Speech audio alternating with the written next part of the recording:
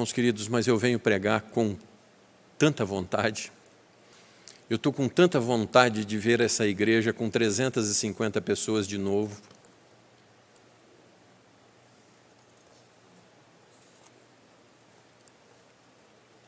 Vou orar. Senhor nosso Deus,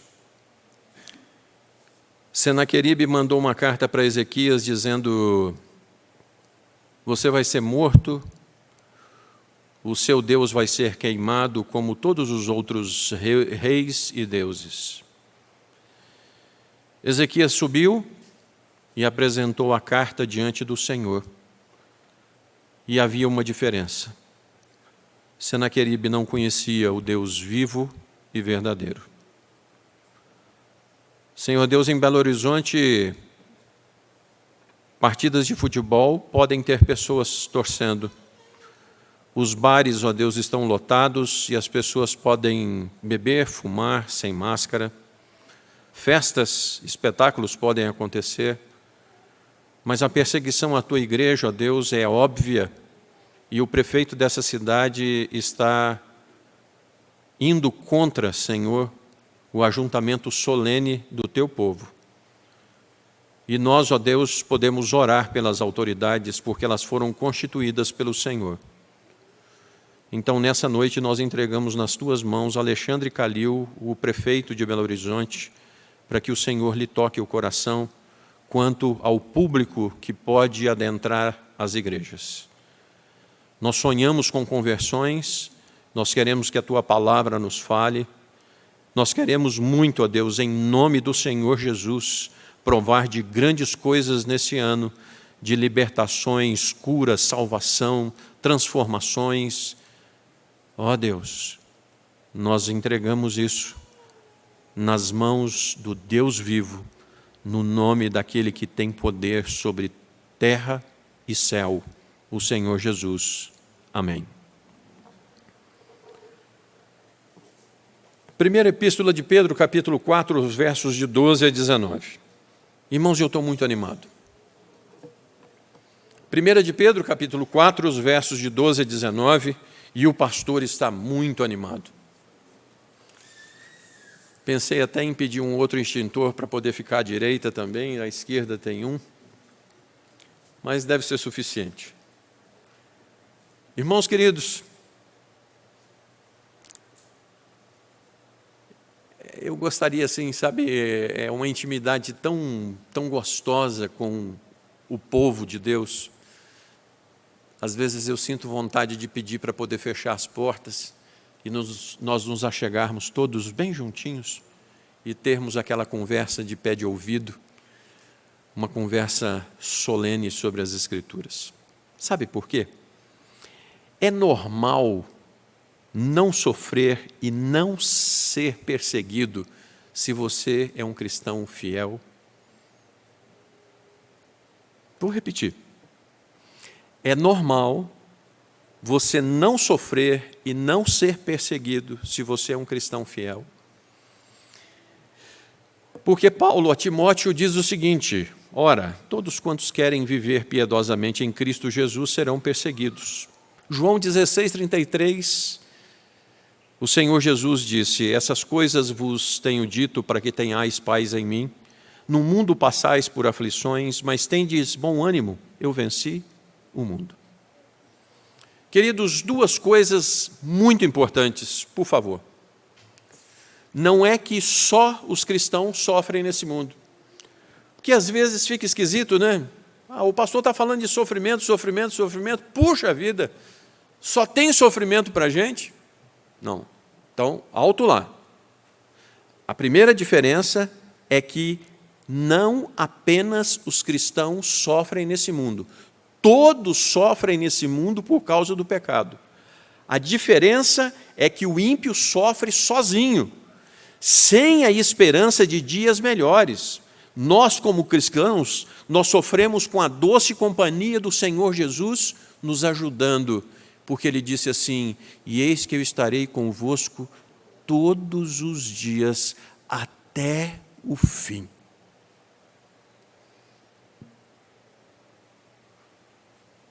E mais, com a certeza de que o que nos espera, o melhor é daqui a pouco, é o céu.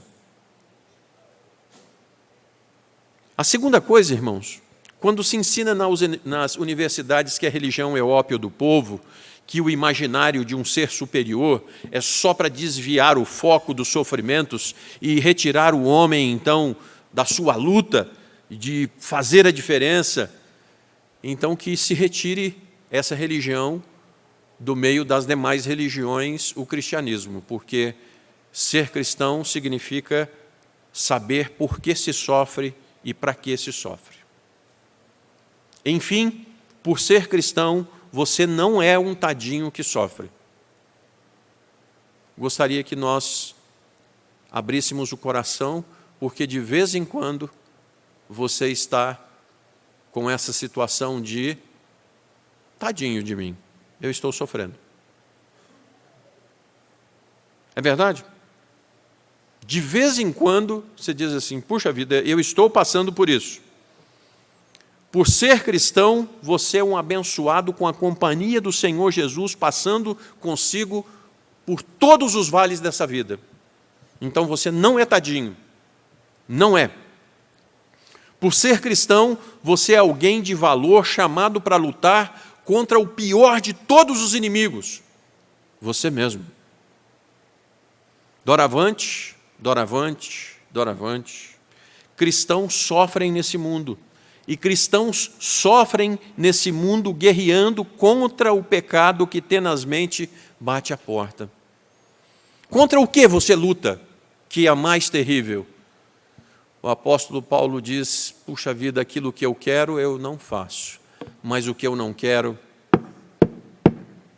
toda hora está batendo a porta do meu coração.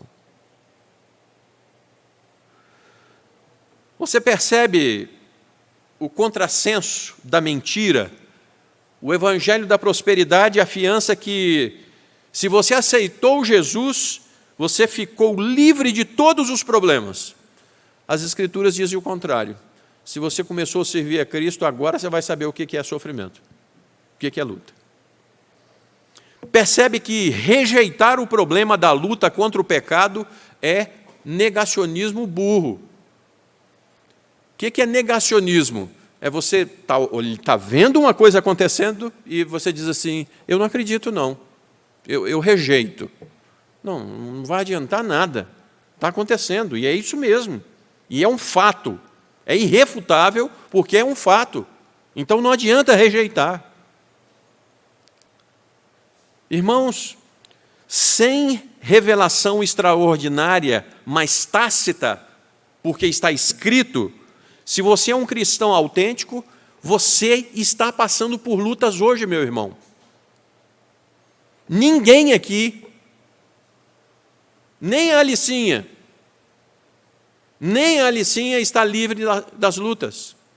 Todos, irmãos, todos, inexoravelmente, todos estamos passando por lutas. Um cristão autêntico passa por lutas porque é isso mesmo. E é utopia, é romantismo você dizer assim, não tem nada de mal acontecendo. Quando você estiver bem, é o seguinte, as coisas estão acontecendo e essa paz que eu sinto em minha alma não é porque tudo me vai bem, é porque eu louvo ao meu Senhor Jesus. É por isso que eu estou bem. Não é pela ausência de problema, é porque a despeito do problema, o meu Senhor Jesus é maior do que tudo o que eu estou passando. Por favor, na Marselhesa da Reforma, a Marselhesa da Reforma é o Castelo Forte. Então nós temos as estrofes, eu ia pedir para... Não, mas a primeira estrofe, Deus é o nosso escudo. Não é você que vai conseguir vencer. Sabe, quando você levanta de manhã e você diz assim, tadinho de mim, estou passando pela luta. Aí você levanta e vai. Não. Você para tudo e diz assim, vou orar. Não tenho como resolver, mas vou entregar nas mãos de quem pode. A primeira estrofe do Castelo Forte diz assim: Deus é o nosso escudo. A segunda estrofe diz assim: o nosso socorro Deus nos traz em quem? Em seu Filho escolhido. Quando nós falamos assim, Senhor Jesus, está doendo aqui, ó. O Senhor Jesus sabe exatamente aonde dentro do seu coração está a ferida, está doendo. Ele sabe com ganho de causa aonde tocar em você. Porque Ele passou por todas as coisas nesse mundo e sabe aonde lhe trazer conforto e consolo. Terceira estrofe do Castelo Forte: demônios incontados nos querem devorar, mas pela palavra cairão. Como é que nós vencemos, irmãos? Meditação contínua na palavra. De vez em quando eu estou meditando nas Escrituras, irmãos. Aí eu chego num verso, aí eu leio o verso, aí leio a segunda vez, aí leio a terceira vez. Eu falo assim: Senhor, eu não lembro que eu sabia esse verso das Escrituras. E era esse verso que eu precisava. Obrigado, Senhor. Como é que Satanás caiu, irmãos, em Mateus capítulo 4, quando tentou o Senhor Jesus por 3 vezes? Está escrito, a palavra diz. Quarto e último lugar, irmãos, a quarta estrofe do Castelo Forte diz assim: Cristo nos será por defesa, perdendo bens, libido, família, a própria vida. Se perdermos tudo aqui, com Ele reinaremos. É isso que nós cantamos. Esse é o hino da reforma. Se tudo se acabar e a morte enfim chegar, aí sim, com Ele reinaremos. Portanto, amado irmão, minha querida irmã, no Evangelho verdadeiro, cristãos sofrem. E você tem sofrido. Você tem sofrido, é verdade.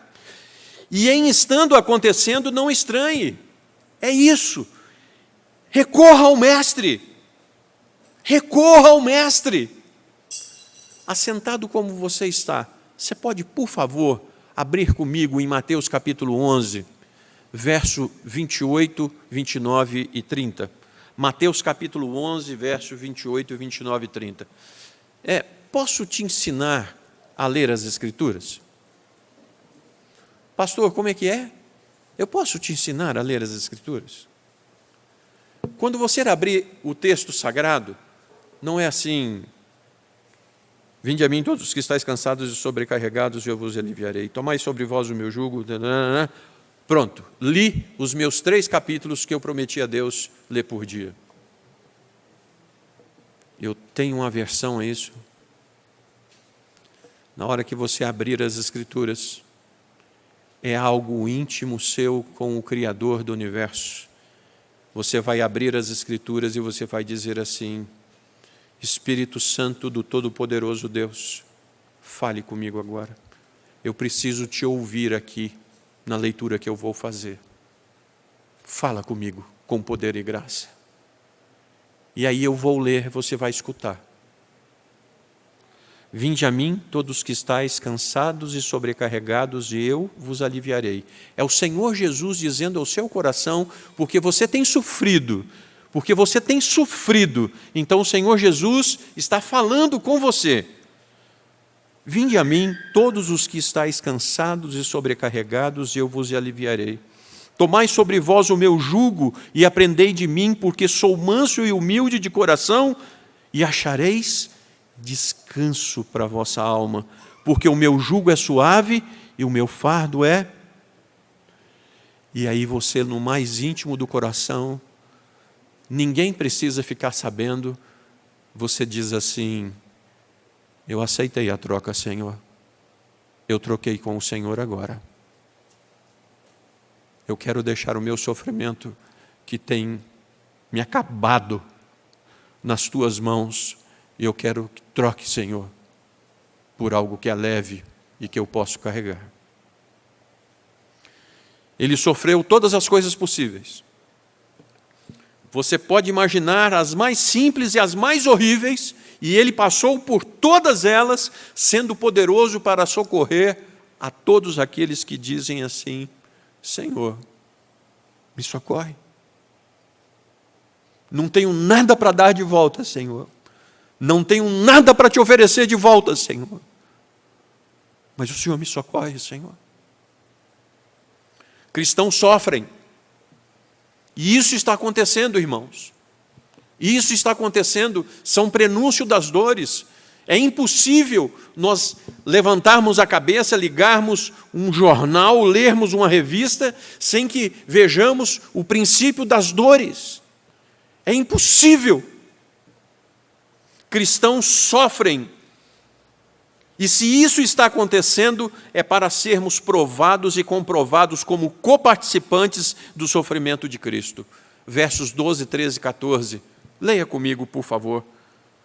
Por favor. 1 de Pedro 4, versos 12, 13 e 14. Presbítero Vitor, lidere a igreja, todos juntos com o presbítero Vitor, por favor.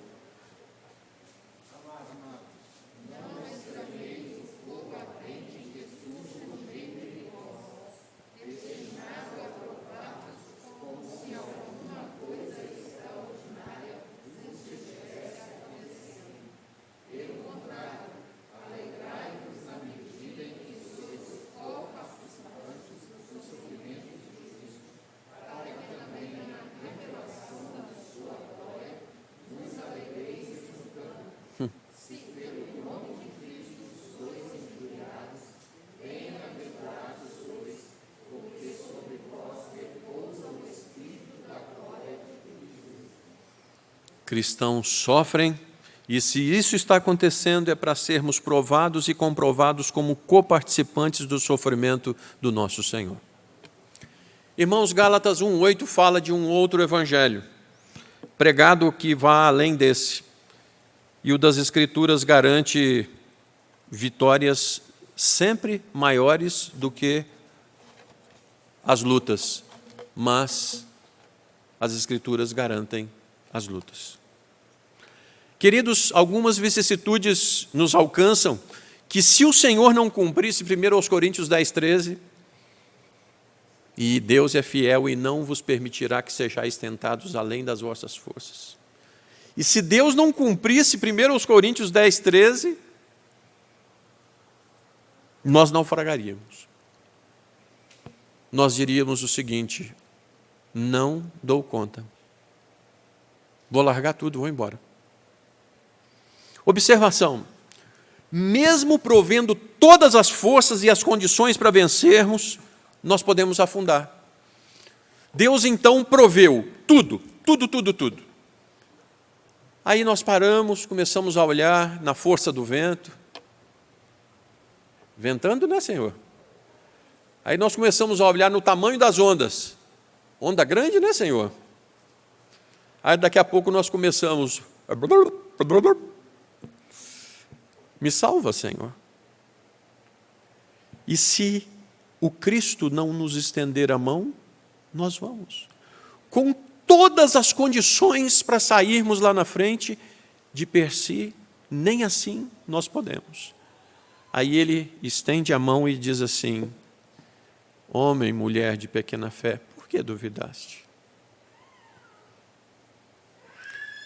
Se fossem alguns pais, né, pegariam na cabeça e fariam assim: toma mais um caldinho. Mas o Senhor Jesus estende a mão e diz assim: por que você duvidou? Vem para cá. Queridos, Lutero, comentando esse texto de sermos provados como coparticipantes de Cristo, ele afirma que Deus coloca sobre todos os que creem, a fim de que eles provem do poder dele, o poder de se apoderarem mediante a fé. Ele coloca uma cruz sobre as costas das pessoas. Pastor, como é que é? Deus coloca uma cruz? O autor aos Hebreus diz que Deus açoita a todo filho que recebe. Como é que é? Reflita sobre isso. É a fé como tudo que está à disposição, mas que você deve crer e se apossar para poder ir para a terra prometida. Queridos, soberania e responsabilidade. O Senhor nos dá os desafios à frente e diz: eu estou junto, marche, conquiste. Ele não diz: eu vou fazer por você. Ele diz assim: vá. Vá. Irmãos, não temas, não te assombres, eu sou o teu Deus. E por esta razão, o verso de número 13 vai nos dizer da seguinte forma: pelo contrário, alegrai-vos na medida em que sois coparticipantes dos sofrimentos de Cristo. Alegrai-vos, para que também, na revelação da sua glória, vos alegreis, exultando. Exultando. Irmãos, Pedro chega a incentivar: alegrai-vos, valerá a pena, valerá a pena. E por favor, o verso de número 13 garante que quando a glória de Cristo for revelada, terá valido a pena. Então, alegrai-vos exultantemente, terá valido a pena. Lembra de Mateus 16, 21 a 23? Jesus chama os discípulos, que preciso ter uma conversa com vocês, está chegando o dia, eu vou ser traído, eu vou sofrer, eu vou morrer. Aí Pedro: Senhor, conversar nós dois aqui. Deixa esse negócio para lá, Senhor. Deixa isso para lá. Jesus, assim, de forma dura: arreda-te, Satanás, não cogita das coisas de Deus. Eu preciso passar por aquele sofrimento. Agora, o mesmo Pedro diz para a igreja: é necessário, é imprescindível que você também sofra para que se cumpra na sua vida o que é necessidade. Pedro aprendeu que deveria sofrer. Você tem aprendido, meu irmão? Você tem aprendido, minha irmã? Ou você ainda está naquela de tadinho de mim? Se é pelo nome de Cristo que vocês serão injuriados, vocês são muito felizes. Essa é a marca indelével de quem tem o Espírito de Cristo. Se você é dele, você sofrerá com ele. Queridos, isso aqui aconteceu em Atos capítulo 5, no parecer de Gamaliel. Atos 5:41 é dito assim: e eles se retiraram do sinédrio, regozijando-se por terem sido considerados dignos de sofrer afrontas por esse nome. Comece um grupo de oração nos trabalhos, na igreja. Se disponha, antes de começarem o dia, a buscarem as bênçãos de Deus. Uns se injuriarão, outros zombarão, normal. Mas se você sair da posição confortável do status quo, então a perseguição virá sobre você. Se você é um crente que não faz nada para perturbar ninguém, você está em paz, você não está sofrendo. Mas se você está buscando a Deus, você está sofrendo retaliações. Satanás está espalhando os seus dardos inflamados e não tenha dúvida disso. Bom, cristãos sofrem. E se isso está acontecendo, para não sermos confundidos como malfeitores, honrando a Deus com o nome de cristão. Que seja assim. Versos 15 e 16, leiamos, por favor. Não sofra, porém, nenhum de vós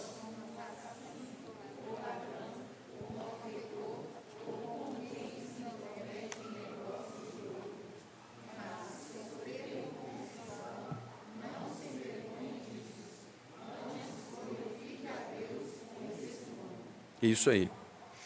Irmãos, no verso de número 5, ou como quem se intromete na vida dos outros.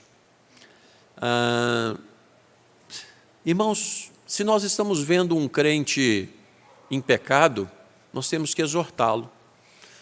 Sabe aquele crente que chega assim: vou te contar um bafão? Aí você diz assim, conta não. Você já conversou com a pessoa? Não, mas... não conta não. Morre o assunto aqui. Como quem se intromete na vida alheia. Irmãos, nós temos 8 casamentos na igreja. Vocês dois, hein? Sábado, hein? Eu queria que as mamães estivessem aqui, sabe, os papais, para ouvirem o seguinte: não se metam. De uma forma assim bem sutil, eu vou repetir: não se metam. Os casais têm que encontrar os seus próprios caminhos. A gente tem uma mania de querer dar um caminho pronto para os outros. Faz aqui.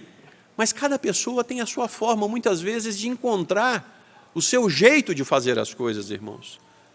O mundo moderno descobriu que o que importa não é você fazer a coisa exatamente. Você fez a coisa, deu resultado, é isso aí mesmo? Então, que bênção. É isso. No mais, não confunda as coisas. Se você vai sofrer, é sofrer fazendo bem, não como assassino, como ladrão, como malfeitor, como pessoa de caráter dúbio. Você conhece gente justiceira que se intromete com tudo? Ninguém chamou a pessoa no meio da conversa e a pessoa vem dando opinião no meio de tudo. Você conhece gente assim? É uma maravilha ficar perto de gente assim, né? Espetáculo. Dá uma vontade de você estar aqui, ela está lá no Polo Norte, assim, maravilhoso. Aí o apóstolo Pedro está falando assim: crente, fica na sua, na hora que você for abrir a boca, que seja com muita propriedade, para poder fazer a coisa de forma muito bem feita, por favor. Irmãos, a nossa igreja é uma igreja fabulosa. E na nossa igreja nós não falamos, irmãos. Na nossa igreja nós apresentamos documentos subsidiados com considerandos que os respaldem. Falar menos e colocar no papel. Sabe como é que é esse negócio assim? Ricardo, tem um negócio para te contar da Mirka. Não, meu irmão, você coloca no papel, fazendo favor, e vamos levar ali. Ah, não, mas colocar no papel eu não coloco, não. Não, então você não vai me falar nada. Sabe por quê? Porque isso é futricar. Isso é dom de língua grande. Sabe? Aquela língua de 3 metros, mais ou menos. É dom de língua grande. Então, irmãos, nas lides da Igreja Presbiteriana do Brasil, surgiu um boato assim. Você confirmou, meu irmão, com o mestre Irão, que tem as 3 peneiras fabulosas para isso. Mas, então, o Senhor Jesus manda você ir confirmar com o indivíduo. É isso mesmo? Senão, morra o assunto. Irmãos, se zombarem, como, por exemplo, nossas bases são bíblicas, defendam a família heterossexual.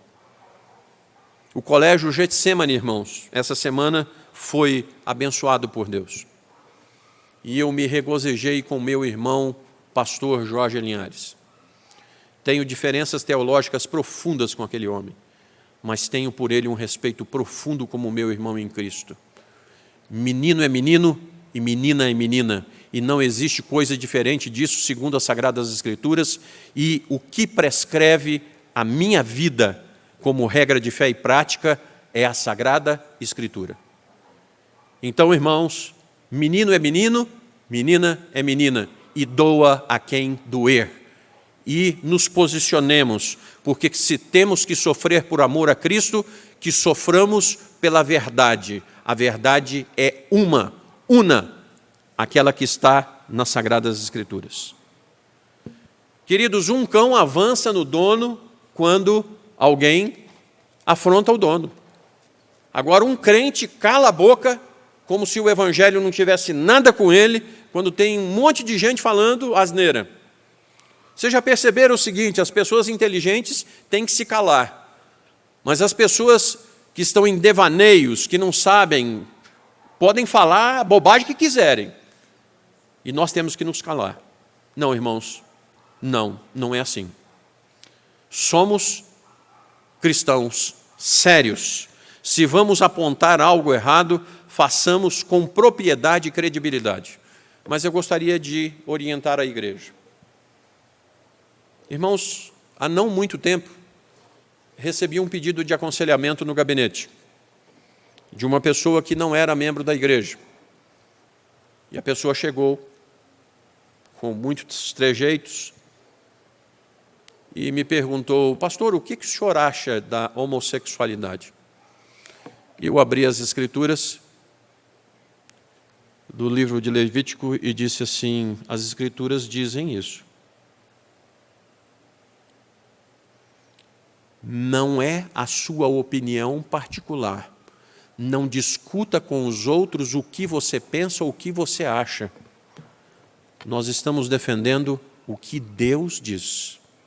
Então você vai dizer: a palavra de Deus diz assim. Você quer achar ruim? Ache ruim com a palavra inerrante e autoritativa de Deus. Se nós vamos passar por maus bocados para honrar o nome de Deus, o nome do nosso Senhor, o façamos não na nossa autoridade, mas na autoridade da palavra. Jesus diz assim: se alguém me serve, siga-me, e onde eu estou, ali estará também o meu servo. Se alguém me servir, o Pai o honrará. Meu irmão, sofra por honrar o nome de Cristo e o Pai o honrará. Em terceiro e último lugar, cristãos sofrem, e se isso está acontecendo, porque o juízo começará por nós, que confiamos nossa vida e salvação fazendo o bem. Versos 17, 18 e 19, leamos, por favor, a uma só voz. Porque a ocasião de começar o juízo pela casa de Deus,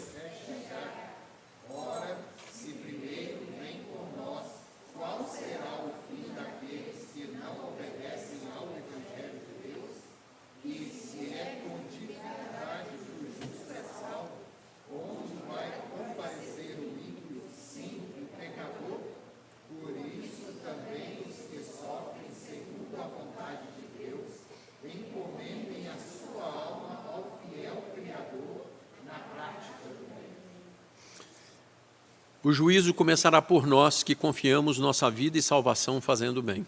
Interessante, né? O juízo começa por nós. Irmãos, textos correlatos como Amós, como Jeremias, também profetizam que o juízo começa pela casa de Deus. E o aspecto não é de condenação pelo pecado. O juízo aqui, começando pela casa de Deus, não é para condenação. Não, não é isso. Pelo verso 18, salienta-se que essa purificação é difícil, um justo ser salvo, mas será porque a igreja foi perdoada pelo sangue de Cristo. Vocês acham que Irmãos, nós tratamos pecado como um negócio... Senhor, perdoa aí. Não, irmãos, foi a preço de sangue, foi a preço de cruz, foi a preço de morte.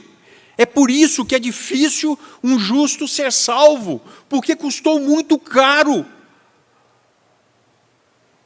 Irmão, aquele último dia será glorioso, porém não desista, não vire a casaca, siga fazendo o bem.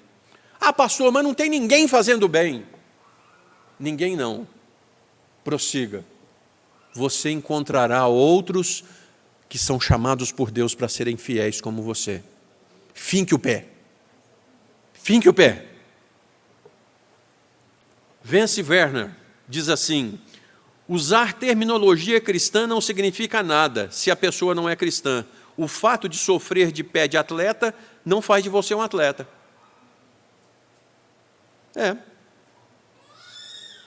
Tem um monte de gente, paz do Senhor, irmão. O sujeito saiu, deu um tropeção ali, aí ele solta um nome assim, mais ou menos assim. Queridos, no passado não havia bancos, não tinha Itaú, Caixa Econômica, Brasil, não tinha não. Pessoas recebiam a confiança de serem depositários. Eles eram bancos, pessoas, bancos. Então, os que sofrem pela vontade de Deus podem confiar no depósito que estão fazendo nas santas mãos, serão muito bem pagos. Se você tem feito o bem para a glória de Deus, saiba aonde você está fazendo o seu depósito, porque aquele que está recebendo é fiel para não deixar de lhe retribuir em nada. Irmãos, eu quero concluir. Por favor, eu estou estragando o barato, né? Tem tanta gente orando assim, Senhor, eu quero parar de sofrer. Deixa eu tentar ajudar. Mas o Senhor Jesus falou que você vai sofrer. E aí você está falando assim, Senhor, eu quero parar de sofrer. Não, nós vamos mudar a forma de oração. Senhor, eu quero que o sofrimento deixe de me machucar. Eu quero que o Senhor me dê paz além do sofrimento. E eu quero, Senhor, a paz que excede a todo entendimento, para olhar para trás e dizer, passou e eu venci pelo meu Deus. Os problemas continuarão, o que vai mudar é a sua postura diante dos problemas. Você ouviu isso? É impossível alguém querer viver piedosamente, ser um crente fiel e não ser perseguido. É impossível nesse mundo nós não passarmos por aflições. Mas se é assim, Senhor, o Senhor me prometeu que estaria comigo todos os dias da minha vida. O Senhor me prometeu que o Senhor trocaria o fardo pesado. E eu não estou aguentando mais o fardo pesado. E eu te entrego nessa noite, Senhor, e eu não quero isso de volta mais. Cristãos sofrem, e se isso está acontecendo, é para sermos provados e comprovados como coparticipantes do sofrimento de Cristo. Cristãos sofrem, e se isso está acontecendo, é para não sermos confundidos como malfeitores, honrando a Deus com o nome do Senhor Jesus Cristo. Cristãos sofrem, e se isso está acontecendo, porque o juízo começará por nós, que confiamos nossa vida e salvação fazendo o bem. Irmãos, eu lembro que lá na escola, quando eu fazia alguma coisa de errado, eu ia lá para o fundão. Vocês lembram, sim, de alguma coisa assim? Porque quando estava tudo certo, eu era o primeiro da fila. Quando eu fazia alguma coisa errada, ia lá para o fundo, né, para ver se ninguém me enxergava. Quando eu lembro das reuniões de família, se eu estava lá atrás de todo mundo, meu pai levantava os olhos e falava assim, Giovan, vem cá. Estragou tudo, rapaz. Como é que ele sabe, né? Como é que ele sabe? Irmãos, Pedro, no verso 4:17, porque a ocasião de começar o juízo pela casa de Deus é chegada. Ora, se primeiro vem por nós, qual será o fim daqueles que não obedecem ao Evangelho de Deus? Pedro diz que o juízo vai começar pelos de casa. E não é perseguição, não é maldade, é senso de pertencimento. Sabe, Wagner, naquele dia glorioso, quando Jesus apontar lá no céu, que os anjos vierem, vai ter um monte de gente assim, e eles vão levar você. Por quê? Você tem dono. Você tem dono, você tem dono, você tem dono, você tem dono. Então, naquele dia, o julgamento começará pelos de casa. Deus não tem nada a ver com assassino, com ladrão, com malfeitor, com futriqueiro. O Pai levanta o rosto e enxerga no meio de todos aqueles que têm a marca, que têm o seu Santo Espírito, o penhor, a garantia que Ele viria te buscar. Ele os chamará para a faxina da purificação, para que, enfim, entrem limpos de uma vez por todas em casa. Limpo e cheiroso, hein? E naquele dia, quando isso aqui acontecer, irmãos, Senhor, eu sofri, mas valeu a pena. Irmãos, o bispo Riley Tia Graça gosta dessa frase, e eu também. O bispo Riley, ele diz algo assim: no dia da nossa ressurreição nós teremos uma certeza. Ao olharmos em volta, nós saberemos que amamos muito pouco o Senhor Jesus. Que assim seja, povo de Deus, que soframos com galhardia, com honra, honrando aquele que tanto sofreu por nós e volta para nos buscar primeiro. Vamos ficar de pé?